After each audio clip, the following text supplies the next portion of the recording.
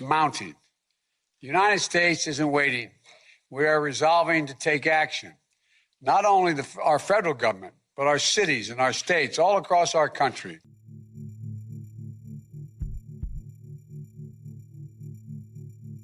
We're in this together. And what each of our nations does or does not do will not only impact people of our own country, but people everywhere.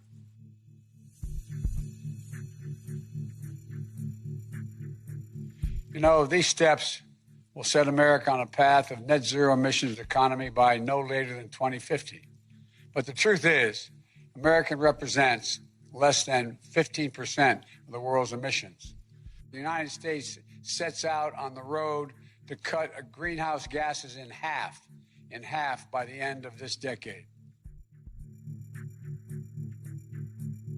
China will strive to peak carbon dioxide emissions before 2030 and achieve carbon neutrality before 2060. Climate change is a lived reality for millions around the world.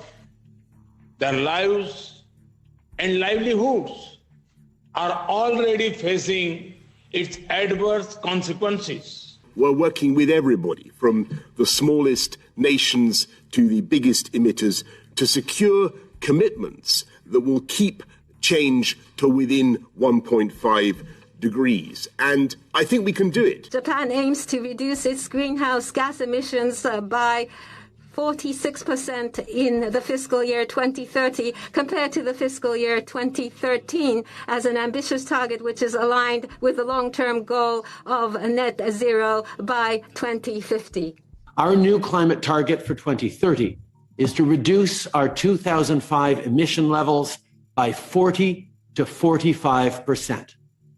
And we will continually strengthen our plan and take even more actions on our journey to net zero by 2050. By 2038, we will phase out coal electrification and we will invest further into renewables. I'd like to stress that Russia treats its international commitments with the utmost responsibility in this sphere, and I refer in particular to the implementation of the UNFCCC, the Kyoto Protocol, and the Paris Agreement. May I highlight here our commitment to eliminate illegal deforestation in Brazil by 2030 with full and prompt enforcement of the Brazilian Forest Code.